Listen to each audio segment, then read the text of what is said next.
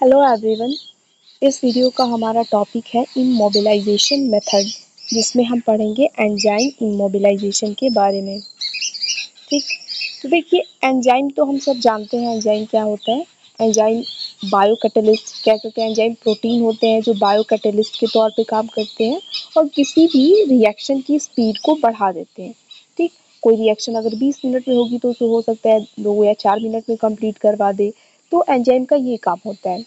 अब इमोबिलाइजेशन का क्या मतलब होता है कि हम एंजाइम को किसी एक सरफेस के साथ, किसी एक मटेरियल के साथ हम उसको क्या कर देते हैं, अटैच कर देते हैं, बांध देते हैं। ठीक, मान लीजिए ये हमारा कोई मटेरियल है। ठीक, अब इस मटेरियल है, अब इसमें हमने क्या किया, अपने इस एंजाइम को बांध दिया, इसको कन्फाइन कर दिया, रिस्ट्रिक्ट कर दिया। ठीक, जिसकी वजह से अब ये इधर उधर कहीं ना जाए। तो ये इमोबिलाइजेशन होता है। इमोबिलाइजेशन मतलब हमने एंजाइम को इमोबाइल कर दिया। मोबाइल का मतलब होता है जो मूवमेंट शो करे, जो मोशन में हो, और इम मतलब नहीं। ठीक, तो इमोबिलाइजेशन मतलब इसकी मूवमेंट को रोक दिया हमने। तो ये होता है एंजाइम इमोबिलाइजेशन, एंजाइम को इमोबाइल बना देना कि वो कोई मूवमेंट ना शो करे। तो कोई चीज़ मूवमेंट ना शो करे तो उसके लिए हमें क्या करना पड़ेगा, उस चीज़ को कहीं पे हम बांध देंगे, चिपका देंगे। ठीक, दीवार से चिपक जाओ, ठीक, वो मूवमेंट नहीं शो करेगा। तो ये होता है एंजाइम इमोबिलाइजेशन। हम इसको और अच्छे से पढ़ेंगे, इसकी जो ढंग की डेफिनेशन है वो भी देखेंगे। अभी जस्ट समझने के लिए कि एंजाइम इमोबिलाइजेशन क्या है, कि हम एंजाइम को किसी एक सरफेस के साथ क्या कर देंगे, किस मटेरियल के साथ उसको वहाँ पे लिमिट कर देंगे, रिस्ट्रिक्ट कर देंगे, कॉन्फाइन कर देंगे। ये सारे कुछ वर्ड हम यूज़ करते हैं। मतलब लिमिट कर देना, कॉन्स्ट्रिक्ट कर देना, कॉन्फाइन कर देना, मतलब क्या है कि हम इस सरफेस के साथ उस एंजाइम को हमने अटैच करवा दिया है और वो इधर उधर नहीं होगा। ठीक, तो ये इमोबिलाइजेशन होता है। अब हमें क्यों ज़रूरत है इसकी कि हम सॉरी, कि हम क्यों किसी एंजाइम को एक मटेरियल के साथ, किसी सरफेस के साथ उसको हम अटैच कर दे रहे हैं, क्यों उसकी मूवमेंट हम नहीं चाहते कि वो मूवमेंट शो करे।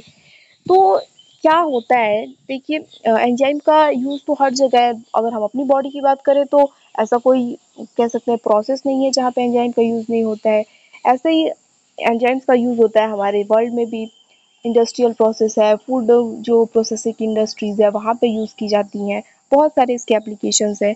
तो वहाँ पे क्या होता है कि मान लीजिए ये कोई हमारा रिएक्टर है, खैर रिएक्टर तो बड़ा हो जाएगा, हम टेस्ट ट्यूब से समझते हैं कि हमारे पास ये एक टेस्ट ट्यूब है।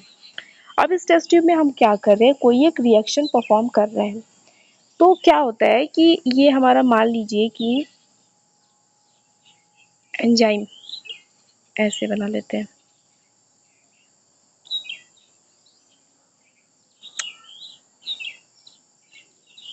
ये मान लीजिए हमारा कोई एंजाइम है और यहाँ पे रिएक्शन हो रही है। तो ये कोई मान लीजिए सबस्ट्रेट पड़ा हुआ है। ठीक, सबस्ट्रेट पड़ा हुआ है। अब हम इस रिएक्शन में जो हो रही है, इस टेस्ट ट्यूब में हम क्या करेंगे, इस एंजाइम को डाल देंगे। एंजाइम को डालेंगे तो एंजाइम क्या करेगा, सबस्ट्रेट के साथ कंबाइन कर जाएगा। सबस्ट्रेट जो है वो एंजाइम की एक्टिव साइट पे जाके जुड़ जाता है। फिर क्या होता है, जो सबस्ट्रेट होता है वो प्रोडक्ट में कन्वर्ट हो जाता है। ठीक, तो ये हमारा एक नॉर्मल मान लीजिए रिएक्शन चल रही है। उस रिएक्शन को स्पीड अप करने के लिए हमने क्या किया कि हमने एंजाइम को यूज़ किया। एंजाइम गया, उस सबस्ट्रेट ने बाइंड किया और सबस्ट्रेट जो है वो क्या हो गया, प्रोडक्ट में कन्वर्ट हो गया। यहाँ पे सबस्ट्रेट प्रोडक्ट में कन्वर्ट हो गया। अब हमारा जो एंजाइम होता है ये यहाँ पे मान लीजिए पड़ा हुआ है। ठीक, ये हम समझने के लिए कर रहे हैं कि एंजाइम यहाँ पे पड़ा हुआ है। अब हम इस एंजाइम को चाहते हैं कि हम यहाँ से इसको निकाल लें। हम प्रोडक्ट को भी अपने अलग कर लेंगे और एंजाइम को भी चाहते हैं कि हम यहाँ से निकाल लें, हम फिर से इसको दूसरे रिएक्शन में यूज़ करें। लेकिन ऐसा हो नहीं पाता है। ठीक, क्यों नहीं हो पाता है कि अब क्या होता है कि जैसे रिएक्शन हुई तो रिएक्शन के दौरान मान लीजिए टेम्परेचर में थोड़ा चेंज हो गया, पीएच में चेंज हो गया, हीट जनरेट हो गई। तो इन सारी वजहों से क्या होता है ना, ये जो एंजाइम होता है वो डिस्टॉर्ट हो जाता है। मतलब वो कह सकते हैं कि उसकी फंक्शन ख़त्म हो जाता है, उसका स्ट्रक्चर ख़राब हो जाता है। मतलब ये एंजाइम किसी काम का नहीं रह जाता है। अब जानते हैं कि एंजाइम बहुत ही टेम्परेचर, हीट, पीएच सेंसिटिव होते हैं। वो एक पर्टिकुलर एक ऑप्टिमम टेम्परेचर, पीएच और टेम्परेचर पे काम करते हैं। कम हुआ तभी भी नहीं काम करेंगे, ज़्यादा हो गया तो वो डिस्टॉर्ट हो जाते हैं। तो क्या होता है कि मान लीजिए जब यहाँ पे रिएक्शन चल रहा था तो रिएक्शन के दौरान टेम्परेचर में कुछ चेंज हो गया, पीएच में चेंज हो गया, तो इसकी वजह से जो ये एंजाइम होता है ना, ये इसकी फ़ंक्शन ख़त्म हो जाती है। एंजाइम कह सकते हैं कि डिस्टॉर्ट हो जाता है, अब किसी काम का नहीं रह जाता है।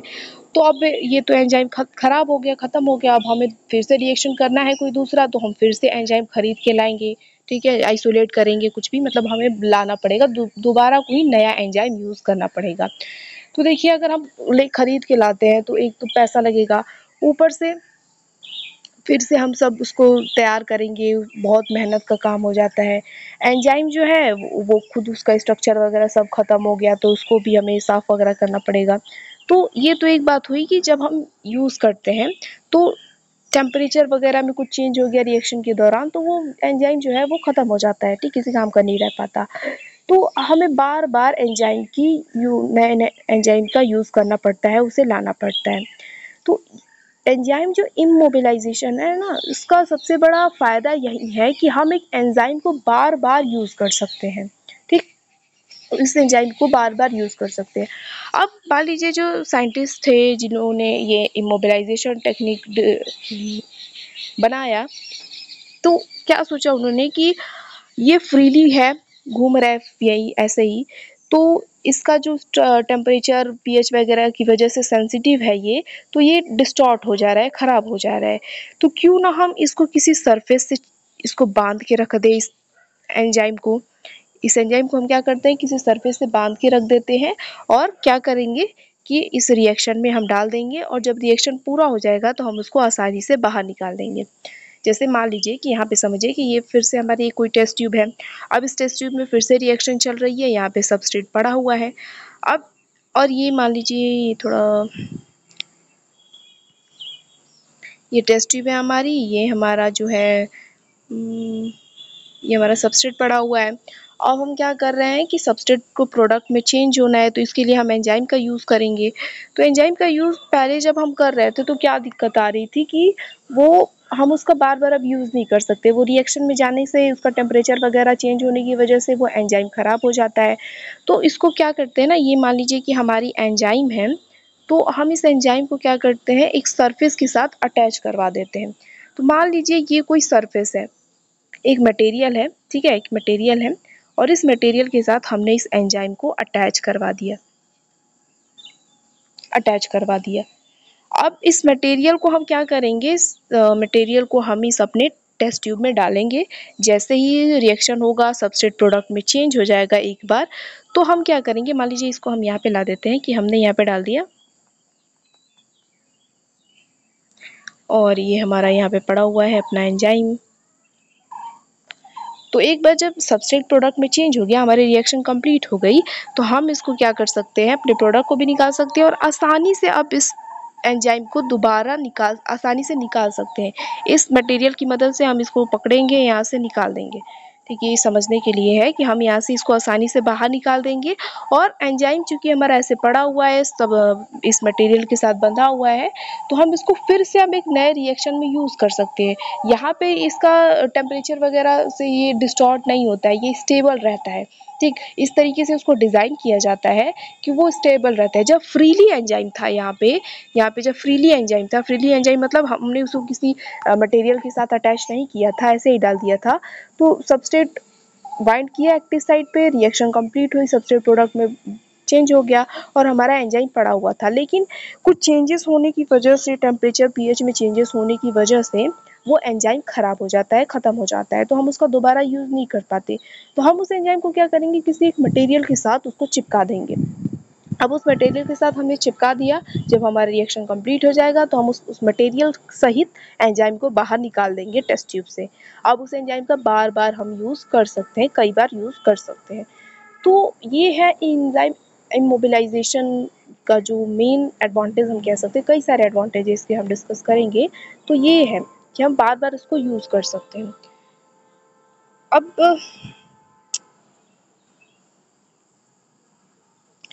ये चीज़ समझ में आई ना? देखिए, मैं समझने के लिए ऐसे बता रही हूँ कि मान लीजिए हमारा ये टेस्ट ट्यूब है और इसमें कोई हमारा सबस्ट्रेट है, वो रिएक्शन में मतलब प्रोडक्ट में उसको कन्वर्ट होना है, रिएक्शन चल रही है, यहाँ पे मान लीजिए प्रोडक्ट बनेगा। तो हम क्या कर रहे हैं कि ये कोई हमने मटेरियल लिया, हमने क्या किया, कोई एक मटेरियल लिया, कौन सा मटेरियल होता है वो भी हम डिस्कस करेंगे, और हमने क्या किया, यहाँ पे अपने एंजाइम को इसके साथ अटैच करवा दिया और इसको इसमें डाला। जब रिएक्शन कंप्लीट हो गया तो इसके सहित दोनों को हमने बाहर निकाल लिया। अब ऐसे समझिए कि मान लीजिए कैसे बताऊँ,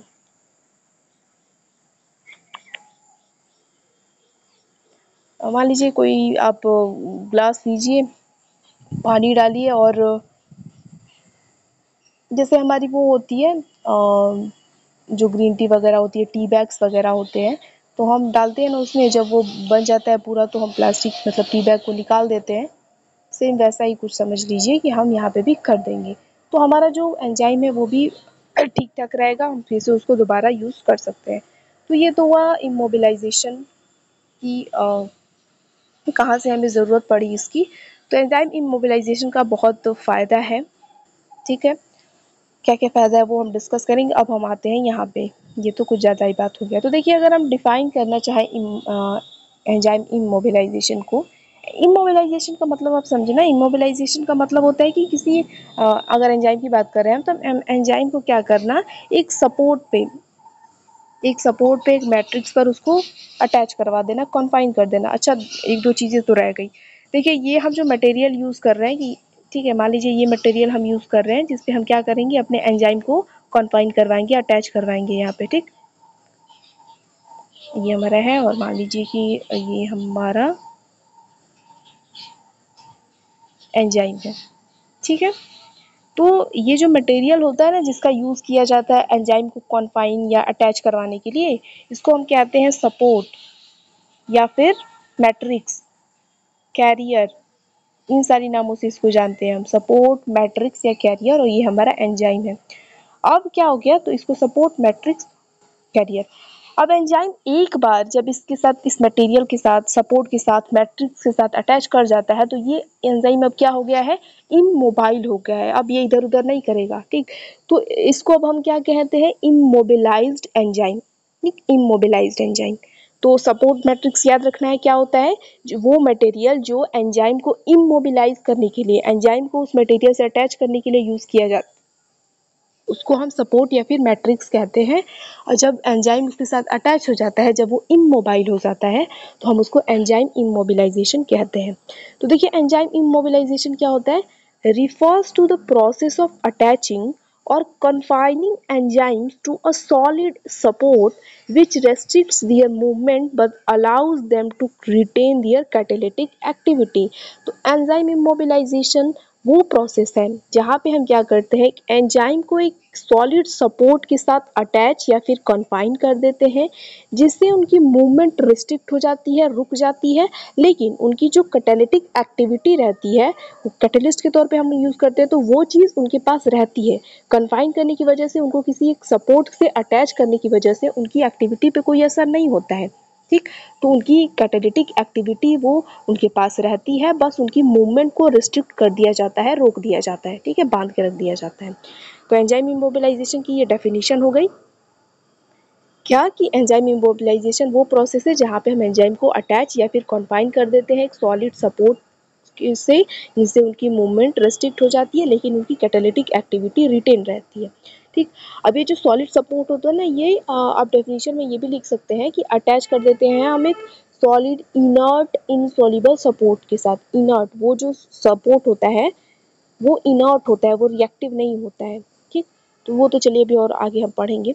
अब देखिए, इमोबिलाइजेशन ऑफ एंजाइम एक और डेफिनेशन आप लिख सकते हैं, refers to the technique of confining, anchoring the enzymes or cells in or on an inert support for their stability and functional reuse। तो देखिए, यहाँ पे आ गया कि इस डेफिनेशन में क्या है कि एंजाइम इमोबिलाइजेशन जो है, एंजाइम इमोबिलाइजेशन उस टेक्निक को कहते हैं जहाँ पे हम एंजाइम को एक इनर्ट सपोर्ट पर कन्फाइन कर देते हैं, उनको वहाँ पे लिमिट कर देते हैं, ताकि उनकी स्टेबिलिटी बनी रहे, उनका हम फंक्शनल रीयूज़ कर सकें, दोबारा हम उनको फंक्शनली यूज़ कर सकें, ओके। इमोबिलाइजेशन की डेफिनेशन यहाँ पे लिखी है कि defined as the imprisonment of cell और enzyme in a distinct support और मैट्रिक्स। एक सपोर्ट या फिर मैट्रिक्स पर उनको कन्फाइन कर देना, अटैच कर देना ही इमोबिलाइजेशन कहलाता है, ठीक। तो इस टेक्निक का यूज़ करके एंजाइम्स क्या किया जाता है, ज़्यादा इफ़ेक्टिव और कॉस्ट इफ़ेक्टिव बना दिया जाता है इंडस्ट्रियल यूज़ के लिए। ठीक है, कॉस्ट इफ़ेक्टिव मतलब हमें बार बार उस चीज़ को उस एंजाइम को खरीदना नहीं पड़ेगा। एक बार हमने उसका इमोबिलाइजेशन कर दिया तो हम वो एंजाइम अब डिस्टॉर्ट नहीं होगा बार बार, तो हम उसका बार बार यूज़ कर सकते हैं। अब ये जो इमोबिलाइजेशन की प्रैक्टिस है, जो प्रोसेस है, वो बहुत पुरानी है। ठीक है, और फर्स्ट टाइम जो इमोबिलाइज एंजाइम था ना, वो अमाइनो एसिलेज एंजाइम था एज पर जीनस ओराइजी का, और उसको यूज़ किया गया था जापान में एल अमीनो एसिड की प्रोडक्शन के लिए। ये पहला था। ठीक, अब देखिए हम इसको डिस्कस करते हैं कि क्या क्या एडवांटेजेस हैं इमोबिलाइज एंजाइम के, या एंजाइम इमोबिलाइजेशन के फ़ायदे क्या क्या हैं। तो देखिए सबसे पहला तो ये होता है कि जब एक एंजाइम को हम क्या कर देते हैं, इमोबिलाइज कर देते हैं, एक सपोर्ट या फिर मैट्रिक्स के साथ उसको अटैच कर देते हैं, तो उसका फ़ायदा ये है कि जो वो क्या हो जाता है, stable and more efficient in function. पहली बात, आपने उसको एक सरफेस के साथ अटैच कर दिया, एक मटेरियल, एक सपोर्ट मैट्रिक्स के साथ अटैच कर दिया, तो वो स्टेबल हो जाता है, इधर उधर अब नहीं जाएगा, और उसके बाद फंक्शन में भी ज़्यादा इफिशियंट हो जाता है। ठीक है, वो आप टेम्परेचर, पीएच वगैरह की चेंजेस होने की वजह से तुरंत डिस्टॉर्ट नहीं हो जाएगा, तो वो स्टेबल और ज़्यादा इफिशियंट हो जाता है फंक्शन में। उसके बाद can be reused again and again, ये तो हमने डिस्कस किया। यहीं हम कह सकते हैं कि हमारा एक तरह से एम था कि हम उसको बार बार यूज़ कर सकते हैं। उसके बाद ideal for multi enzyme reaction system, जो इमोबिलाइज्ड एंजाइम्स होते हैं वो मल्टी एंजाइम रिएक्शन के लिए आइडियल होते हैं, बहुत सही होते हैं। मल्टी एंजाइम रिएक्शन मतलब एक ऐसा रिएक्शन जहाँ पे कई सारे एंजाइम्स की ज़रूरत है। तो मान लीजिए कि हम यहाँ पे क्या करते हैं, कोई रिएक्शन चल रही है, वहाँ पे हमें 4-5 एंजाइम्स की ज़रूरत है। तो ये हमारा रहा सपोर्ट मैट्रिक्स, ये हमारा मान लीजिए सपोर्ट मैट्रिक्स है। अब हम यहाँ पे क्या करेंगे, अपने एंजाइम्स को क्या करेंगे, यहाँ पे हमने क्या किया, अटैच करवा दिए कई सारे एंजाइम को, enzyme A, enzyme B, enzyme C, ऐसे कई सारे एंजाइम को अटैच करवा दिया, इनको इमोबिलाइज बना दिया। ठीक, तो एक साथ अब हम क्या करेंगे, उसको रिएक्टर में डाल देंगे और रिएक्शन होगा। तो बार बार हमें क्या करना पड़ेगा, एंजाइम को नहीं डालना पड़ेगा। एक एंजाइम हो गया तो अब दूसरा, हम एक साथ ही क्या करेंगे, एंजाइम को, कई सारे एंजाइम को अटैच कर देंगे, मतलब उनको इमोबिलाइज कर देंगे और हम यूज़ कर सकते हैं। हम इसमें कुछ कंडीशंस होती हैं, जैसे कि जो एंजाइम यूज़ किया जाता है, तो जब वो पहले सबस्ट्रेट के साथ रिएक्ट करेगा तो बीच में एक एंजाइम सबस्ट्रेट कॉम्प्लेक्स बनता है ना, वो एंजाइम सबस्ट्रेट कॉम्प्लेक्स जो इंटरमीडिएटरी बनता है, वो दूसरे का क्या होना चाहिए, सबस्ट्रेट होना चाहिए।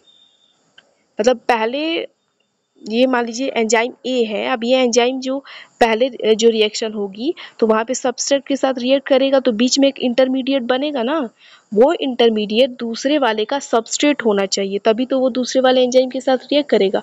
तो ये कुछ कंडीशंस होती हैं, आप इतनी बात याद रखिए कि मल्टी एंजाइम रिएक्शंस में भी यूज़ किया जाता है इमोबिलाइज एंजाइम का। ओके, मतलब ये बहुत हेल्पफुल होते हैं।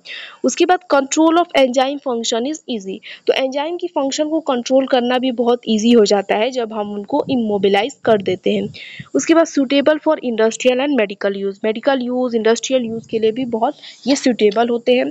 उसके बाद मिनिमाइज एफ्लुएंट डिस्पोजल प्रॉब्लम, तो ये जो डिस्पोजल प्रॉब्लम है कि मतलब जैसे हमने डिस्कस किया था शुरू में कि ये जो टेस्ट था, हमने रिएक्शन किया, बाद में हमारा प्रोडक्ट बन गया, तो हमें उसको निकालना भी पड़ेगा और वो चीज़ ख़राब हो जाती है एंजाइम, तो उसको डिस्पोज करने का प्रॉब्लम ही हमारा ख़त्म हो जाता है जब हम उसको इमोबिलाइज कर देते हैं। तो सरफेस के मटेरियल मतलब सपोर्ट मैट्रिक्स के साथ ही हम उसको बाहर निकाल सकते हैं आसानी से, तो ये भी एक इसका फ़ायदा है।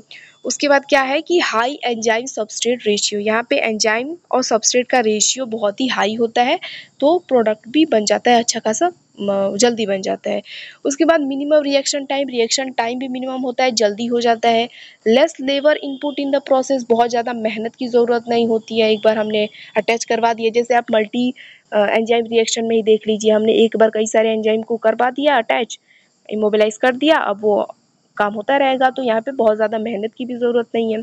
Saving capital cost and investment of the process, तो क्या होगा, एक बार हमने जब इमोबिलाइजेशन करवा लिया, उसमें जो खर्चा आया तो ठीक है, उसके बाद हमें बार बार एंजाइम को खरीदना नहीं पड़ेगा, तो ये थोड़ा कॉस्ट इफेक्टिव भी होता है। मोर स्टेबिलिटी ऑफ प्रोडक्ट्स, जो प्रोडक्ट्स बनते हैं इमोबिलाइज एंजाइम से वो भी स्टेबल होते हैं, और less chances of contamination in product, जो प्रोडक्ट बनेगा उसमें कंटामिनेशन के भी चांसेस, उसमें कह सकते हैं जो अनवांटेड पार्टिकल्स हैं उनके चांसेस भी कम होते हैं। ठीक। तो ये सारे कुछ इसके फ़ायदे हैं। जब हम इमोबिलाइज़ कर देते हैं एंजाइम को, तो ये सारी हमें फ़ायदे उसके देखने को मिलते हैं। अब फ़ायदों के साथ नुकसान भी है कुछ। क्या नुकसान है कि the possibility of loss of biological activity of enzyme during immobilization और while it is in use. तो क्या होता है कि जब हम इमोबिलाइजेशन कर रहे होते हैं, मतलब सपोर्ट या फिर मैट्रिक्स के साथ, जब एंजाइम को इमोबाइल अटैच करवा रहे होते हैं, तो उसकी जो बायोलॉजिकल एक्टिविटी है, उसकी जो कैटालिटिक प्रॉपर्टी है, वो क्या हो जाती है, वो ख़त्म हो जाती है। ठीक। हो सकता है वो एक्सटर्नल एनवायरनमेंट के कांटेक्ट में आने से वो उसकी क्या होती है, प्रॉपर्टी ख़त्म हो जाती है। तो ये एक इसका डिसएडवांटेज है। या फिर जब हम उसका यूज़ कर रहे होते हैं तभी भी कभी-कभी ऐसा होता है। उसके बाद immobilisation is an expensive affair often requiring sophisticated equipment. तो इमोबिलाइजेशन मतलब खर्चे का काम है। शुरुआती दौर में हम जब इमोबिलाइजेशन करते हैं, तो उस टाइम हमें कई सारी इक्विपमेंट्स की ज़रूरत पड़ती है, बहुत ही जटिल इक्विपमेंट्स की ज़रूरत पड़ती है। तो ये थोड़ा खर्चीला काम है। ठीक।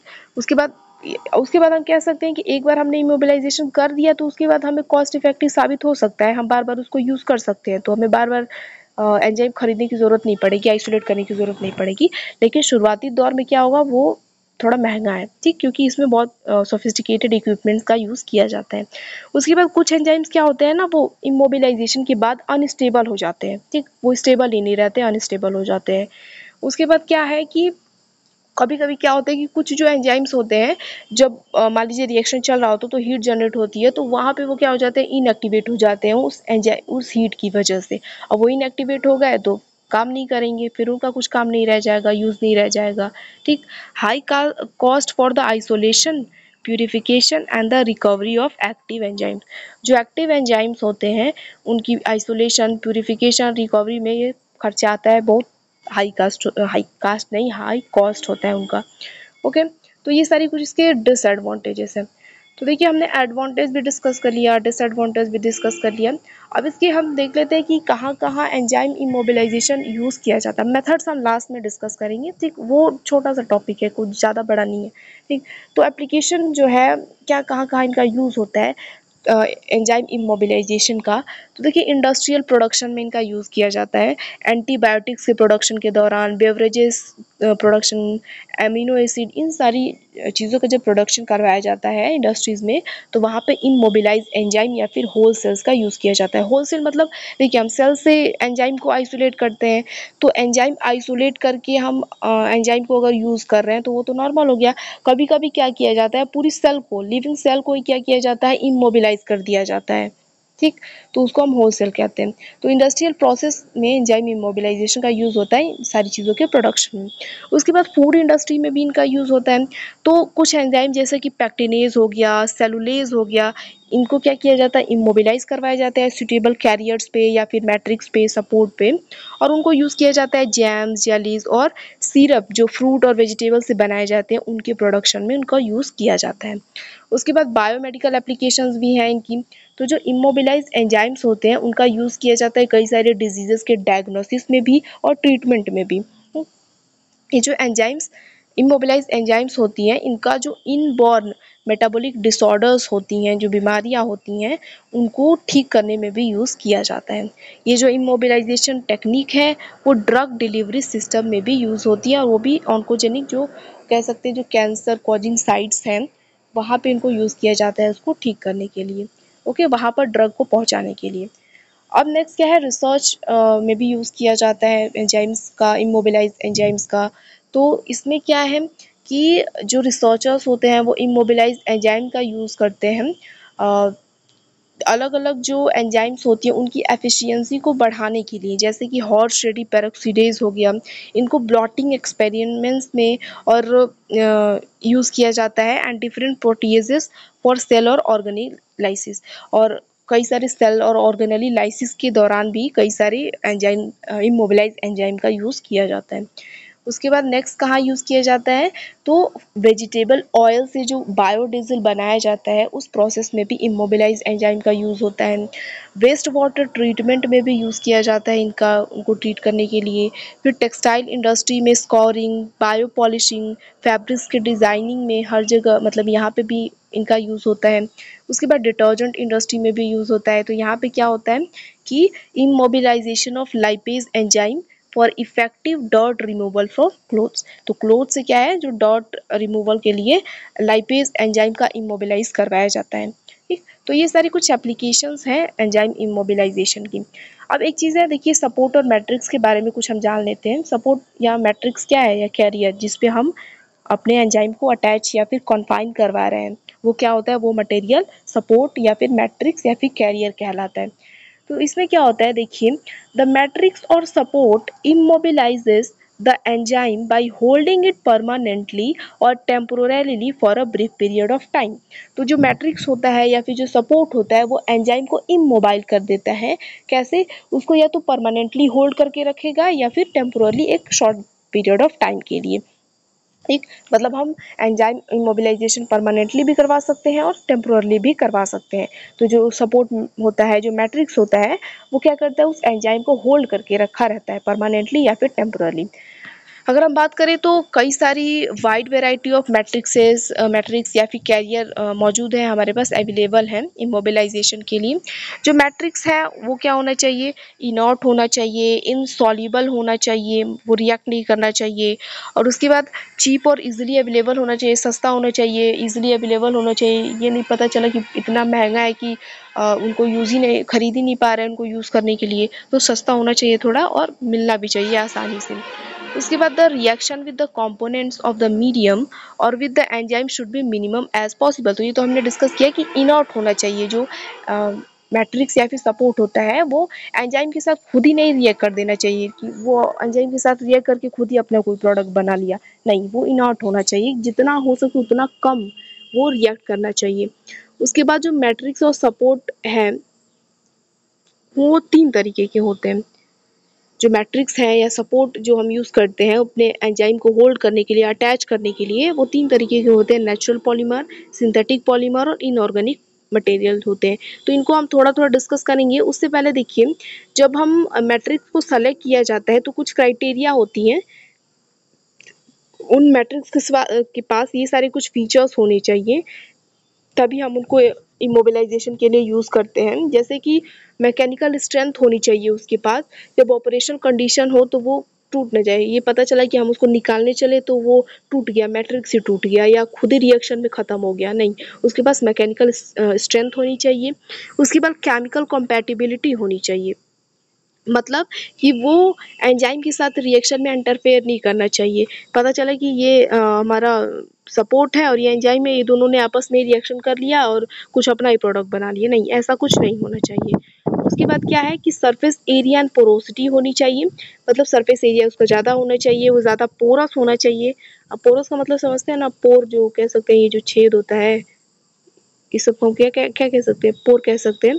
तो पोरस होना चाहिए, मतलब ज़्यादा से ज़्यादा हम उसमें एंजाइम को डाल सकें, ऐसा होना चाहिए। उसके बाद बायो कॉम्पैटिबल होना चाहिए वो, मतलब जब फार्मास्यूटिकल्स और फूड इंडस्ट्री में जो उसका यूज़ किया जाता है तो बायो कॉम्पैटिबल होना चाहिए वो। ठीक, ये नहीं कि कुछ साइड इफ़ेक्ट, नेगेटिव इफ़ेक्ट डाल दे।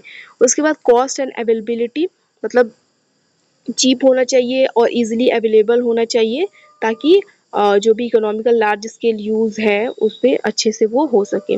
ठीक, तो ये सारी कुछ क्या है इसके फीचर्स कह सकते हैं कि सिलेक्शन क्राइटेरिया है, फीचर्स हैं जो हम सपोर्ट मैट्रिक्स यूज़ करते हैं उसका। अब देखिए, ये जो मैट्रिक्स है हमने कहा 3 तरीके का होता है, नेचुरल पॉलीमर, सिंथेटिक पॉलीमर और इनऑर्गेनिक मटेरियल। ये सारी चीज़ें क्या हैं, ये सारी चीज़ों में आप देखेंगे तो इन सारी चीज़ों का यूज़ किया जाता है मैट्रिक्स के तौर पे, मतलब मैट्रिक्स बनाने के लिए इन सारी चीज़ों का यूज़ किया जाता है। देखिए, सबसे पहले डिस्कस करें नेचुरल पॉलीमर में, तो ये नेचुरल पॉलीमर में ये सारी चीज़ें मैट्रिक्स के तौर पे यूज़ की जाती हैं। इन सारी चीज़ों पे हम क्या करते हैं, अपने एंजाइम को अटैच करवाते हैं, जैसे एल्गिनेट हो गया, chitosan, chitin, collagen, carrageenan, gelatin, cellulose, starch, pectin, ये सारे नेचुरल पॉलीमर्स हैं। तो ये सारे नाम तो आपको पता ही, मतलब याद होंगे पहले से ही, अब बस दिमाग में रखिए कि नेचुरल पॉलीमर क्या होता है। नेचुरल पॉलीमर ये सारे एग्जाम्पल्स हैं नेचुरल पॉलीमर के। तो पैक्टिन, स्टार्च, सेलुलोज, ये सब तो आपको याद ही होगा। एक दो और याद कर लीजिए, गिलेटिन, कोलाजन। ठीक है, तो एग्जाम्पल आप याद रखिए। हम थोड़ा थोड़ा इसमें से डिस्कस कर लेते हैं इनके बारे में कि क्या होता है। अगर आप ये सब नहीं याद रखते हैं तो भी चलेगा, बट एग्जाम्पल याद रखिएगा कि नेचुरल पॉलीमर में क्या क्या यूज़ किए जाते हैं। ये सारी चीज़ें क्या, इनको मैट्रिक्स के तौर पे यूज़ किया जाता है। जैसे अगर डिस्कस करें एल्गिनेट के बारे में, तो ये क्या है ना, एक नेचुरल पॉलीमर है जो कुछ एल्गीज की हमें सेल वॉल से मिलता है। ये क्या, और मैट्रिक्स के तौर पे कैल्शियम और मैग्नीशियम एल्गिनेट का सबसे ज़्यादा यूज़ किया जाता है। ये इनॉट होते हैं और इनके पास वाटर होल्डिंग कैपेसिटी बहुत अच्छी होती है। ओके, दूसरा जो है वो क्या है, काइटोसन और काइटिन। नेचुरल पॉलीमर मतलब तो नेचर से हम इसको डिराइव कर रहे हैं, इसीलिए नेचुरल पॉलीमर है। दूसरा, अगर काइटोसन और काइटिन की बात करें तो ये क्या होते हैं, ये स्ट्रक्चरल पॉलीसेकेराइड होते हैं और ये फंगाई की सेल वॉल में मिलते हैं। काइटिन मिलती है, आपको पता होगा, और ऑर्थोपोड्स के एक्सोस्केलेटन में। ठीक, इनमें क्या होता है ना कि अलग अलग जो फंक्शनल ग्रुप्स होते हैं वो क्या करते हैं, मतलब एंजाइम में अलग अलग फंक्शनल ग्रुप्स होंगे, तो वो काइटिन के OH ग्रुप के साथ क्या कर लेते हैं, कोवैलेंट बॉन्ड फॉर्म कर लेते हैं। अच्छा, एक चीज़ आप ये चीज़ समझिए कि ये हमारा कोई मतलब सपोर्ट या मैट्रिक्स है, और इस मैट्रिक्स के साथ हमने क्या किया है, अपने एंजाइम को अटैच करवा रहे हैं। तो इन दोनों के बीच में कुछ कह सकते हैं इंटरेक्शन होगा, तभी तो वो चीज़ बंधा रहेगा। ठीक है, हमने कोई चीज़ बांध के रखा हुआ है दीवार से, एक पोल से, तो उसको बांधने के लिए हम मान लीजिए रस्सी यूज़ कर रहे हैं। तो यहाँ पे भी कुछ ऐसा इंटरेक्शन होता है, तभी ना दोनों बंधे हुए हैं, अटैच हुए हैं एक दूसरे से। ये इसके ऊपर जस्ट फ्लोट नहीं कर रहा है, घूम नहीं रहा है, बंधा, अरे बंधा हुआ है इसके ऊपर। ठीक है, तो यहाँ पे वही चीज़ है कि जो काइटोसिन और काइटिन अगर यूज़ किया जाता है मैट्रिक्स के तौर पे, तो वहाँ पे जो एंजाइम का जो अलग अलग फंक्शनल ग्रुप होते हैं वो काइटिन के OH ग्रुप के साथ क्या कर लेते हैं, बाइंड कर लेते हैं। और उसके बाद ये जो काइटिन या काइटोसिन जब इनको यूज़ किया जाता है मैट्रिक्स के तौर पे, तो ये एंजाइम को अटैच करके रखे रहते हैं। उसके बाद कोलाजन की बात करें तो ये क्या होता है, ये प्रोटीनेशियस नेचर का होता है और इसके पास पोरोसिटी इसकी अच्छी होती है और वाटर होल्डिंग कैपेसिटी भी अच्छी होती है। जो साइड चेन्स होती हैं अमीनो एसिड्स की कोलाजन में और एंजाइम में, वो क्या करती है, कोवैलेंट बॉन्ड फॉर्म कर लेती हैं और ये परमानेंटली होल्ड करता है एंजाइम को सपोर्ट के साथ। तो कोलाजन के माध्यम से क्या होता है, परमानेंट बाइंडिंग हो जाती है एंजाइम की और सपोर्ट की। ठीक, मतलब ये चीज़ समझ रहे हैं ना, कोलाजन को जब मैट्रिक्स के तौर पे यूज़ किया जाता है तो वहाँ पे एंजाइम और कोलाजन के बीच में परमानेंटली अटैचमेंट हो जाती है, वो अटैच हो जाता है। ठीक, अब वैसे ही कैराजिनन है तो ये क्या होता है, सल्फेटेड पॉलीसेकेराइड होता है जो कुछ रेड एल्गीज से मिलता है। ठीक, इनके पास गुड जेलिंग प्रॉपर्टीज होती है, जेल का फॉर्म ये ले लेते हैं और इनकी हाई प्रोटीन होल्डिंग कैपेसिटी होती है और इसी की वजह से ये एंजाइम को अच्छे से होल्ड करके रखे रहते हैं।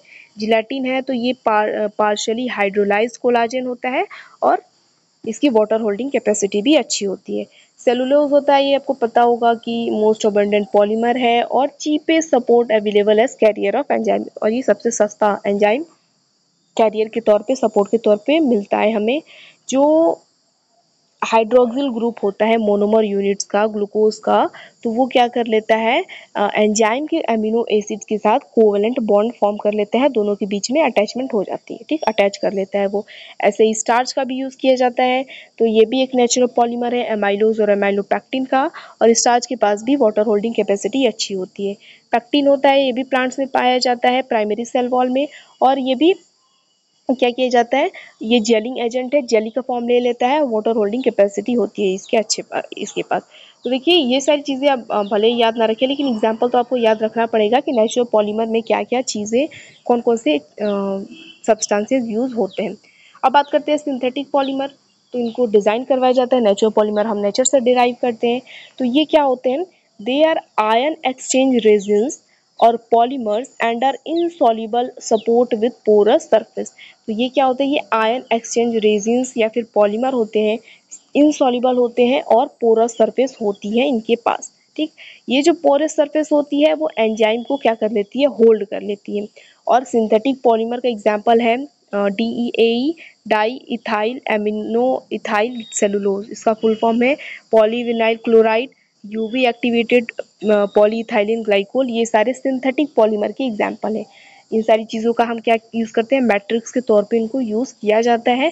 और इनके पास पोरस सरफेस होती है, मतलब इनकी सरफेस इसमें पोर्स होते हैं और ये इनसॉल्युबल होते हैं। ठीक है, उसके बाद इनऑर्गेनिक मटेरियल्स में ये सारे एग्जाम्पल आते हैं। ठीक, ये इनऑर्गेनिक है, zeolite, ceramic, diatomaceous earth, silica, glass, activated carbon, charcoal, इन सारी चीज़ों का भी यूज़ किया जाता है मैट्रिक्स के तौर पे। तो ये सारी बात हुई मैट्रिक्स की कि हाँ ये सारी चीज़ें यूज़ की जाती हैं। अब आइए मेथड पे बात करते हैं कि इमोबिलाइजेशन के कौन कौन से तरीके हैं, किन किन माध्यमों से हम क्या कर सकते हैं। अभी इतने सारे हमने मैट्रिक्स के एग्जाम्पल देखे सपोर्ट के, तो हमारे सपोर्ट से किन किन तरीकों से, इस सपोर्ट से हम अपने एंजाइम को क्या कर सकते हैं, अटैच करवा सकते हैं। तो देखिए इसके कई सारे तरीके हैं, जैसे आप देख सकते हैं adsorption, encapsulation, entrapment, copolymerization, covalent bonding, ये सारे तरीके हैं इमोबिलाइजेशन के। ठीक है, सबसे पहले बात करते हैं एड्सॉर्प्शन की। तो एड्सॉर्प्शन का मतलब आप समझते हैं ना, एक चीज़ होती है एब्जॉर्ब, एब्जॉर्ब मतलब सोख लेना, और एड्सॉर्ब है ये एड्सॉर्प्शन। ये क्या होता है, सरफेस, किसी चीज़ के सरफेस पे जब वो चीज़ मौजूद है सरफेस पे, तो वो क्या होता है, एड्सॉर्प्शन होता है। ये अंदर आ गई इसके, तो ये एड्सॉर्ब होता है, और सरफेस पे जब मौजूद है तो वो एड्सॉर्ब होता है। ठीक है, तो एड्सॉर्प्शन पहला तरीका होता है एंजाइम इमोबिलाइजेशन का, एड्सॉर्प्शन। जैसे यहाँ पे देखिए क्या है कि ये हमारी एंजाइम्स है और ये हमारा सपोर्ट है। अब इस सपोर्ट के ये जो सरफेस है, ठीक है, यहाँ पे क्या होगा, अगर फिजिकल बाइंडिंग होती है, यहाँ पे जस्ट एंजाइम्स ये आए और इन्होंने इसके सरफेस के साथ बाइंडिंग कर ली, यहाँ पे देखिए ये अटैच हो गए, तो ये होता है एडसॉर्प्शन। ये सपोर्ट है, मतलब मैट्रिक्स है, और ये एंजाइम है। ठीक, अब ये एंजाइम पहुंचे इसके सरफेस पे, वहाँ पे कुछ वीक फोर्सेस लगती हैं, intermolecular forces, van der Waals forces, hydrogen bond, ये सारे बॉन्ड बनते हैं और ये क्या होते हैं, यहाँ पे अटैच हो जाते हैं। तो इनको हम कहते हैं एडसॉर्प्शन। यहाँ पे देखिए एडसॉर्प्शन क्या होता है, adsorption involves the physical binding of enzymes और cell on the surface of an inert support. तो एडसॉर्प्शन वो मेथड है जिसमें एंजाइम फिजिकल बाइंडिंग करते हैं उस सपोर्ट के सरफेस पर। ठीक, एडसॉर्प्शन का मतलब ये होता है उसके सरफेस पे। तो यहाँ पे देखिए सरफेस पे ये एंजाइम क्या हो गए हैं, वो फिजिकली बाइंड हो चुके हैं सपोर्ट के साथ, और ये होता है एडसॉर्प्शन। अब इसमें क्या है कि जो सपोर्ट मटेरियल है, जो यहाँ पे मैट्रिक्स यूज़ किया जाता है एड्सॉर्प्शन पे, जिसके सरफेस पे एंजाइम अटैच होते हैं, उसमें क्या होता है, वो इनऑर्गेनिक भी होता है। मतलब वहाँ पे alumina, silica gel, calcium phosphate gel, glass, ये सारी चीज़ें यूज़ की जा सकती हैं सपोर्ट के तौर पे, मैट्रिक्स के तौर पे। और ऑर्गेनिक चीज़ें भी यूज़ की जाती हैं, जैसे कि स्टार्च हो गया, कार्बोक्सिलिक मिथाइल सेलुलोज हो गया, DEAE हो गया, सेलुलोज, DEAE, सिफेडेक्स, ये सारी चीज़ों का यूज़ किया जाता है एड्सॉर्प्शन सपोर्ट मैट्रिक्स के तौर पे। ओके, अब ये जो एड्सॉर्प्शन होता है, मतलब उसके सरफेस पे जो सपोर्ट मैट्रिक्स है, उसके सरफेस पे जाके एंजाइम जो अटैच हुआ है, वो क्या होता है, वो वीक फोर्सेस होती है, दोनों के बीच में ये जो इंटरेक्शन हुआ है, ये बाइंड हो गया है यहाँ पे, तो वीक यहाँ पे फोर्सेस लगी हुई हैं, जैसे कि वैंडरवॉल फोर्स हो गया और हाइड्रोजन बॉन्ड। ठीक, तो बहुत स्ट्रांग नहीं होता है, तो इसीलिए ये फोर्सेस स्ट्रांग नहीं होती है, बहुत स्ट्रांगली बाइंड नहीं है, तो इसी की वजह से जो एड्सॉर्ब्ड एंजाइम है जो उसकी सरफेस पे अटैच हुए हैं, वो बहुत ही आसानी से रिमूव हो जाते हैं। अगर थोड़ा सा भी पीएच में चेंज हो गया या फिर टेम्परेचर में चेंज हो गया, आयनिक स्ट्रेंथ में चेंज हो गया, तो वो आसानी से रिमूव हो जाते हैं, और यही एक इसका बहुत बड़ा डिसएडवांटेज भी है। तो ये होता है एड्सॉर्प्शन। सिंपल है कि सरफेस के इनर्ट सपोर्ट के या फिर मैट्रिक्स के सरफेस पे जब वीक फोर्सेस की मदद से फिजिकल बाइंडिंग होती है एंजाइम्स की, तो हम उसको एड्सॉर्प्शन कहते हैं। ये जो एड्सॉर्प्शन होता है बहुत ही पुराना और सिंपलेस्ट मेथड है एंजाइम इमोबिलाइजेशन का, और इसको नेल्सन और ग्रिफिन ने पहली बार 1961 में यूज़ किया था, मतलब इसको किया था, और उन्होंने चारकोल का यूज़ किया था इन्वर्टेज एंजाइम को एड्सॉर्ब करने के लिए। ठीक, तो ये मान लीजिए कि चारकोल का यूज़ किया उन्होंने, और उसके सरफेस से उन्होंने इन्वर्टेज एंजाइम को एड्सॉर्ब करवाया था। तो ये एड्सॉर्प्शन होता है। अब देखिए हर मेथड के हम एडवांटेज और डिसएडवांटेज भी देखेंगे कि एड्सॉर्प्शन के क्या क्या फ़ायदे हैं और क्या क्या नुकसान है। एड्सॉर्प्शन में क्या हो रहा है कि सिंपल, ये एक सरफेस है, इसके सरफेस पे हमारा जो एंजाइम है वो क्या हो गया है, अटैच हो गया है, वीक जो है एक फिजिकल बाइंडिंग हुई है। तो पहली बात एडवांटेज की बात करते हैं, तो नो पोर डिफ्यूजन लिमिट। तो देखिए यहाँ पे पोर वोर का कोई चक्कर ही नहीं है, मतलब यहाँ पे कोई ऐसा कुछ स्ट्रक्चर नहीं है कि पोर में जाएंगे एंजाइम यहाँ पे घुसेंगे। तो यहाँ पे पोर का कोई पोर, नो पोर डिफ्यूजन लिमिटेशन में क्या मतलब कि पोर साइज वाइज का कोई चक्कर नहीं है। तो जो सबस्ट्रेट है, एंजाइम है, बाहर आने जाने का कोई मतलब नहीं है वहाँ पे, सिंपली वो अटैच हो जाते हैं। फिर इजी टू कैरी आउट, बहुत आसानी से हम इसको कर सकते हैं ये process. No reagents are required, किसी रीएजेंट की ज़रूरत नहीं होती है बाइंडिंग करवाने के लिए। मिनिमम एक्टिवेशन स्टेप इन्वॉल्व, और एंजाइम को एक्टिवेट करने के लिए, प्रोसेस को एक्टिवेट करने के लिए बहुत ही मिनिमम स्टेप्स की ज़रूरत होती है। और अदर जो मेथड है इमोबिलाइजेशन के, उनसे ये क्या है, सस्ता होता है, चीपेस्ट होता है, और less disruptive to enzyme than chemical method. तो केमिकल मेथड्स की तुलना में ये लेस डिस्ट्रप्टिव होते हैं। अच्छा, एक चीज़ मेरी छूट गई क्या, देखिए ये जो मेथड है ना इमोबिलाइजेशन के, तो इनको हम दो हिस्सों में डिवाइड कर सकते हैं, फिजिकल मेथड और केमिकल मेथड। तो ये जो तीन आप देख रहे हैं ना, एड्सॉर्प्शन, इनकैप्सुलेशन, इंट्रैपमेंट, ये फिजिकल मेथड्स में आती हैं।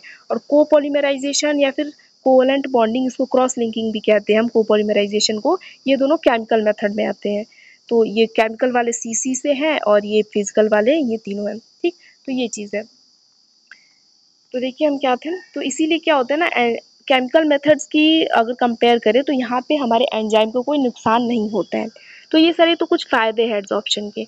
अब डिसएडवांटेज देखिए तो desorption of enzyme from the carrier. तो ये हमने देखा कि चूंकि कैरियर या सपोर्ट के साथ वहाँ पे बहुत ही वीक फोर्सेस के साथ बाइंडिंग होती है, वैंडरवाल और हाइड्रोजन बॉन्ड की वजह से। तो यहाँ पे जो एंजाइम है अगर थोड़ा भी टेम्परेचर पीएच में कुछ चेंज हुआ तो वो आसानी से यहाँ से रिमूव हो सकता है, तो डिसॉर्प्शन हो सकता है एंजाइम का। एफिशिएंसी इसकी लेस होती है बहुत, कोई अच्छा खासा यहाँ पे हमें ये क्या कहते हैं, क्या कहते हैं यार उसको, परफॉर्मेंस नहीं देता है, ये एफिशिएंसी इसकी बहुत ही लेस होती है। तो ये पहला तरीका था हमारा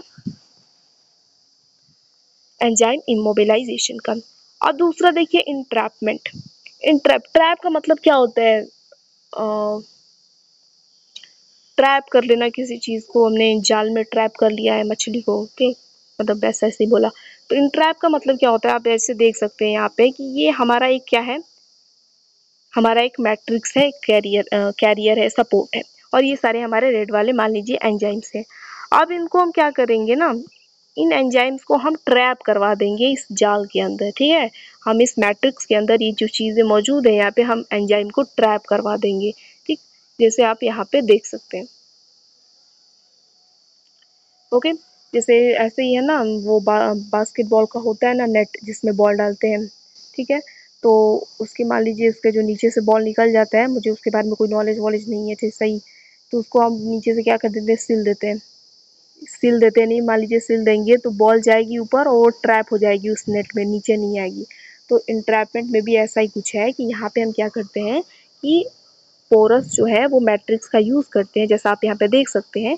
और हमने क्या कर लिया है, एंजाइम को यहाँ पे ट्रैप कर लिया है इन पोर्स में। तो ये इंट्रैपमेंट होती है, और इस तरीके से हम क्या कर देते हैं, एंजाइम को इमोबिलाइज कर देते हैं। देखिए यहाँ पे क्या होता है कि in this method enzymes are physically entrapped inside a porous matrix. एक पोरस मैट्रिक्स में हम क्या करते हैं, एंजाइम को इंट्रैप कर लेते हैं, ठीक। इसमें क्या होता है, जो बॉन्ड कौन कौन से इसमें इन्वॉल्व होते हैं, तो वो कोवैलेंट भी हो सकते हैं और नॉन कोवैलेंट भी हो सकते हैं। मतलब ट्रैप करने के लिए, अब यहाँ पे ऐसे रिप्रेजेंट करने के लिए ऐसे बनाया गया है, ट्रैप करने के लिए हम जेल्स वगैरह का यूज़ करते हैं, फाइबर्स का यूज़ करते हैं। तो इन दोनों के बीच में मान लीजिए यहाँ पे हमारा एंजाइम है, तो एंजाइम के बीच में और ये जेल्स और फाइबर हम यूज़ करते हैं, तो उनके बीच में कोवैलेंट या फिर नॉन कोवैलेंट बॉन्डिंग हो सकती है। बाइंड करने के लिए कुछ तो चाहिए ना, तो यहाँ पे क्या होता है, यहाँ पे कोवैलेंट या फिर नॉन कोवैलेंट बॉन्डिंग हो सकती है। ये जो मैट्रिक्स होता है use will be a water soluble polymer. यहाँ पे जो मैट्रिक्स होता है वो वाटर सोल्यूबल पॉलीमर होता है, और पोर जो साइज है मैट्रिक्स की, वो उसको एडजस्ट किया जाता है ताकि एंजाइम्स का लॉस ना हो। मतलब पोर को ऐसे डिज़ाइन किया जाएगा कि एंजाइम उसमें से बाहर ना निकले। ओके, एग्जाम्पल की बात करें कि इंट्रैपमेंट में जो मैट्रिक्स यूज़ की जाती हैं, जो पोरस मैट्रिक्स हम यूज़ कर रहे हैं, वो कौन कौन से होते हैं? तो कुछ एग्जाम्पल देखिए, कॉमनली जो यूज़ किए जाते हैं तो पॉलीएक्रिलामाइड एक्रिलेमाइड जेल को यूज़ किया जाता है, सेलुलोज ट्राई एसिड, अगर जिलेटिन, कैराजिनिन, एल्जिनेट, ये सारे कुछ मैट्रिक्स हैं जिनका हम यूज़ करते हैं इंट्रैपमेंट में। वहाँ पे हम क्या कर देते हैं? एंजाइम को ट्रैप कर लेते हैं। अब देखिए मेथड में कुछ देखिए कि कैसे होता है ये काम। तो हम क्या कर देते हैं, जेल्स, इंक्लूजन इन जेल्स। तो जेल वाला तो आप इमेजिन कर सकते हैं, जेली तो आप इमेजिन कीजिए और उस जेली में कुछ डाल दीजिए, कोई भी बीड्स वगैरह, गोल गोल कोई भी चीज़ आप उसमें डाल दीजिए। तो वो क्या होगा, वो जेली में ट्रैप हो जाएंगी। सेम ऐसा ही कुछ समझ लीजिए। आई थिंक पता नहीं आप इमेजिन कर पा रहे हैं कि नहीं। इमेजिन कीजिए जली है, ठीक। अब उस जली में आप क्या कर रहे हैं कि मार्बल्स, बहुत ज़्यादा जली है, ठीक है, और उसमें आप मार्बल डाल दे रहे हैं, वो कंचे उसमें डाल दे रहे हैं। तो वो अब उस जाली में कंचों को, मार्बल्स को आप इमेजिन कीजिए। सेम कुछ ऐसा ही हमारे पास इंट्रैपमेंट में भी होगा। इंट्रैपमेंट में हम जेल्स का यूज़ करते हैं, जेल का यूज़ करते हैं, अलग अलग तरीके हैं। तो इसमें हम क्या करते हैं, एंजाइम को जेल्स के अंदर ट्रैप करवा देते हैं, ठीक। वहाँ पे जेल है, ये पूरा जेल ही हमारे जेल्स पड़ा हुआ है, अब हमने इसमें अपने एंजाइम को डाल दिया और वो ट्रैप हो गए। और इन दोनों के बीच में, जेली के बीच में, जेल के बीच में और एंजाइम के बीच में कोवलेंट या फिर नॉन कोवलेंट दोनों बॉन्डिंग हो सकती है। फिर फाइबर्स भी यूज़ किए जाते हैं, मैट्रिक्स को फाइबर्स के तौर पे भी यूज़ किया जाता है। वहाँ पे जो एंजाइम्स होते हैं वो फाइबर्स में इंट्रैप कर लिए जाते हैं। फिर माइक्रो कैप्सूल्स में भी क्या किया जाता है, उनको इंक्लोज कर दिया जाता है। तो ये क्या होती है, जो माइक्रो कैप्सूल्स होते हैं वो मोनोमर मिक्सचर के बने होते हैं, जैसे पॉलीएमाइन कैल्शियम एल्गिनेट। तो इनके क्या होते हैं, माइक्रो कैप्सूल, छोटे छोटे स्फेरिकल स्ट्रक्चर बनाए जाते हैं, ठीक है। और इनमें हम क्या कर देते हैं ना, एंजाइम को यहाँ पे ट्रैप कर लेते हैं। तो ये होता है माइक्रो कैप्सूल। तो ये इंट्रैपमेंट का तरीका है। अब इंट्रैपमेंट मेथड की आप एडवांटेज और डिसएडवांटेज देखिए। तो पहला तो ये है कि ये फास्टेस्ट मेथड है इमोबिलाइजेशन का, बहुत फास्ट होता है ये, चीप भी है, सस्ता भी है, easy to practice at small scale पे हम इसको आसानी से प्रैक्टिस भी कर सकते हैं, और less chances of conformational change in enzyme. तो एंजाइम का जो स्ट्रक्चर है उसमें कोई चेंज नहीं आएगा, मतलब लेस चांस है, बहुत ही कम चांस है कि उसकी स्ट्रक्चर में कोई चेंज आए। उसके बाद डिसएडवांटेज भी देख लेते हैं। तो लीकेज ऑफ एंजाइम, अब पोर्स है, ठीक, तो बहुत चांस है कि जो एंजाइम है वो उससे बाहर निकल जाए, तो लीक हो जाए। तो एंजाइम जब रहेंगे ही नहीं तो हमारा सबस्ट्रेट कन्वर्ट कैसे होगा प्रोडक्ट में। तो लीकेज ऑफ एंजाइम के चांसेस रहते हैं। पोर डिफ्यूजन लिमिटेशन, वही चीज़ है कि बाहर सबस्ट्रेट आ पाएगा कि नहीं, जा पाएगा कि नहीं, तो ये लिमिटेशन है। माइक्रोबियल कंटामिनेशन के चांसेस रहते हैं यहाँ पे। और no, not much success in industrial process. तो इंडस्ट्रियल प्रोसेस में बहुत ज़्यादा सक्सेस नहीं होती है, बहुत ज़्यादा इसको यूज़ भी नहीं किया जाता है, ठीक। तीसरा है हमारा इनकैप्सुलेशन। तो ये भी उसके जैसा ही कुछ है। यहाँ पे क्या होता है, आप देख सकते हैं कि मान लीजिए ये हमारे एक कैप्सूल है, ठीक है, और इसकी ना ये सेमी परमिएबल मेम्ब्रेन होती है। तो इसको हम कैसे शो करते हैं, ऐसे शो करते हैं, ठीक है। एक सेमी परमिएबल मेम्ब्रेन होती है इसकी, कैप्सूल की। और इसमें हम क्या करते हैं ना कि अपने एंजाइम को, ये हमारे एंजाइम्स हैं, तो हम इसमें इसको क्या कर लेते हैं, डाल देते हैं, ओके। अब डाल देंगे तो ये सेमी परमिएबल होती है, तो ये क्या करती है, सबस्ट्रेट के अंदर आने के लिए ये क्या करती है, अलाउ करती है, एंजाइम के बाहर जाने के लिए अलाउ करती है। तो ये होता है इनकैप्सुलेशन। तो इनकैप्सुलेशन में क्या होता है कि this type of immobilisation is done by enclosing the enzyme in a membrane capsule. Encapsulation में एंजाइम को एक मेम्ब्रेन कैप्सूल में इनक्लोज कर दिया जाता है, बंद कर दिया जाता है। यहाँ पे आप डायग्राम में अच्छे से देख सकते हैं कि हमने एक मेम्ब्रेन कैप्सूल लिया है और उसमें एंजाइम्स को इनक्लोज कर दिया है, बंद किया है, उनको कवर कर दिया है। ये जो कैप्सूल होता है वो सेमी परमिएबल मेम्ब्रेन का बना हुआ होता है, जैसे कि नाइट्रोसेलुलोज या फिर नायलॉन का बना हुआ होता है। और इस मेथड में जो इफेक्टिवनेस है वो इस बात पे डिपेंड करती है कि उस एंजाइम का कैप्सूल के अंदर स्टेबिलिटी कितनी है। अगर वो स्टेबल है तब तो प्रोसेस अच्छे से होगा, अगर वो कैप्सूल के अंदर स्टेबल नहीं है तो प्रोसेस अच्छे से नहीं हो पाएगी। तो ये इनकैप्सुलेशन होता है। ठीक, तो हम इसमें यहाँ पे क्या करते हैं, मेम्ब्रेन कैप्सूल के अंदर अपने एंजाइम को इनक्लोज कर देते हैं। अब एडवांटेज की बात करते हैं कि इस मेथड का हमारा क्या फ़ायदा है, तो ये भी एक सस्ता और सिंपल मेथड है और इसमें हम क्या करते हैं, लार्ज क्वांटिटी ऑफ एंजाइम को भी यूज़ कर सकते हैं। मतलब जो कैप्सूल मेम्ब्रेन है उसमें कई सारे एंजाइम को यूज़ कर सकते हैं, उनको बंद कर सकते हैं वहाँ पे और यूज़ कर सकते हैं। उसके बाद डिसएडवांटेज की बात करें तो यहाँ पे भी पोर साइज लिमिटेशन है। ठीक, उसके बाद only small substrate molecule is able to cross the membrane. तो जैसा हमने कहा कि जो यहाँ पे सेमी परमेबल मेम्ब्रेन है तो वो मेम्ब्रेन को क्या करेगा, सबस्ट्रेट को अलाउ करेगा अंदर आने के लिए, एंजाइम को बाहर जाने के लिए। तो जो छोटे सबस्ट्रेट होंगे सिर्फ वहीं जा पाएंगे, बड़े होंगे तो नहीं जा पाएंगे, तो ये भी एक दिक्कत है। अब आते हैं हमारे नेक्स्ट जो मेथड है कोवेलेंट बॉन्डिंग पे। तो आप नाम से समझ सकते हैं कि यहाँ पे सपोर्ट के बीच में और एंजाइम के बीच में क्या होगी, कोवेलेंट बॉन्डिंग होती है। तो कोवेलेंट बॉन्डिंग में क्या होता है, जो हमारी मैट्रिक्स होती है, सपोर्ट होती है और एंजाइम होती है, उनके बीच में कोवेलेंट बॉन्डिंग करवाई जाती है। तो इस मेथड में क्या होता है, this method involves the formation of covalent bonds between the chemical groups in the enzyme and to the chemical groups of the support or carrier। तो सपोर्ट और कैरियर में जो केमिकल ग्रुप है और एंजाइम के बीच में जो केमिकल ग्रुप है वो दोनों आपस में क्या करते हैं, कोवेलेंट बॉन्ड बना लेते हैं और अटैच हो जाते हैं। तो it is one of the widely use methods of enzyme immobilisation.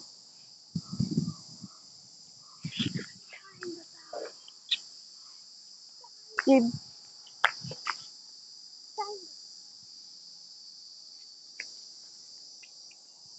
Sorry ये क्या है, एक मतलब वाइडली यूज कर मेथड है, ज़्यादातर इनका यूज़ किया जाता है इस मेथड का। और इसमें क्या है कि जो हाइड्रोक्सिल ग्रुप है और एमिनो ग्रुप है, सपोर्ट के जो मैट्रिक्स है उसका हाइड्रोक्सिल ग्रुप और एमिनो ग्रुप या फिर एंजाइम का, वो क्या करते हैं, आपस में कोवेलेंट बॉन्ड बना लेते हैं आसानी से। कोवेलेंट बॉन्डिंग में जो कॉमनली यूज कैरियर है या फिर सपोर्ट है या फिर मैट्रिक्स है वो कौन कौन से हैं, तो देखिए कार्बोहाइड्रेट्स हैं, यूज़ किया जाता है सेलुलोज का, डी सेलुलोज का, एगरोज का यूज़ किया जाता है मैट्रिक्स के तौर पे। सिंथेटिक एजेंट्स हैं जैसे पॉलीएक्रिलामाइड, इनका भी यूज़ किया जाता है। प्रोटीन कैरियर्स कोलाजेन जिलेटिन, इनका भी यूज़ किया जाता है। अमीनो एसिड बियरिंग कैरियर्स हैं जैसे amine benzyl cellulose. Inorganic carriers porous glass और सिलिका, तो इन सारी चीज़ों को मैट्रिक्स के तौर पे यूज़ किया जाता है। कोवेलेंट बॉन्डिंग जो मेथड है इमोबिलाइजेशन का, उसका क्या फ़ायदा है, तो देखिए यहाँ पे क्या होता है, strong linkage of enzyme to the support, क्योंकि कोवेलेंट बॉन्डिंग होती है तो मैट्रिक्स के बीच में और इसके बीच में, एंजाइम के बीच में बहुत स्ट्रांगली वहाँ पे बाइंड होते हैं, तो वो आसानी से निकलेगा नहीं। ठीक, नो लीकेज और डिसॉर्प्शन, तो लीकेज की और डिसॉर्प्शन की कोई प्रॉब्लम नहीं होती है वहाँ पे। सिंपल मेथड भी है और मार्केट में बहुत ही वैरायटी के सपोर्ट मौजूद है अलग अलग फंक्शनल ग्रुप्स के लिए, जिससे करवाना होगा अटैचमेंट तो उनके लिए बहुत वैरायटी के सपोर्ट या मैट्रिक्स मौजूद हैं और एप्लीकेबिलिटी यूज़ भी इनका बहुत ही ज़्यादा है। डिसएडवांटेज की बात करें तो इसमें क्या होता है, जो chemical modification of enzyme leading to the loss of functional conformation of enzyme. तो चूंकि वहाँ पे कोवेलेंट बॉन्डिंग हो रही है सपोर्ट के बीच में और एंजाइम के बीच में, तो जो केमिकल उसमें एंजाइम में जो केमिकली कुछ जो स्ट्रक्चर्स वगैरह है वो चेंज हो जाते हैं, तो ये इसका डिसएडवांटेज है। उसके बाद enzyme inactivation by changes in the conformation when undergoes reactions at the active site.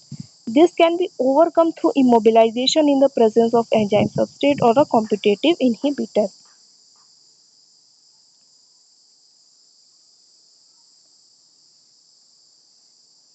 तो क्या होता है, जब एक बार कॉन्फॉर्मेशन में मतलब स्ट्रक्चर में चेंज हो जाता है तो क्या होता है, वो एंजाइम इनएक्टिवेट हो जाता है। तो ये भी एक इसका डिसएडवांटेज है और इसको हम ओवरकम कर सकते हैं। इसमें क्या कर सकते हैं, this can be overcome through immobilisation. तो एंजाइम सबस्ट्रेट या फिर एक कॉम्पिटिटिव इनहिबिटर के प्रेजेंस में हम एंजाइम को इमोबिलाइज करके एंजाइम इनएक्टिवेशन की जो दिक्कत हो रही है उसको हम सॉल्व कर सकते हैं। तो ये सारे कुछ इसके डिसएडवांटेज हैं। अब क्रॉस लिंकिंग, लास्ट हमारा जो मेथड है वो है क्रॉस लिंकिंग, या इसको हम कोपॉलीमराइजेशन भी देख रहे हैं कहते हैं। तो जैसे आप देख सकते हैं ये सब हमारी एंजाइम्स हैं और इनके बीच में बना हुआ है ये बॉन्ड। यहाँ पे क्या होता है कि जो एंजाइम्स होते हैं, यहाँ पे हम किसी सपोर्ट का मैट्रिक्स का यूज़ नहीं करते हैं। यहाँ पे एंजाइम के बीच में कोवलेंट बॉन्डिंग होती है, वो एक दूसरे से जुड़ जाते हैं।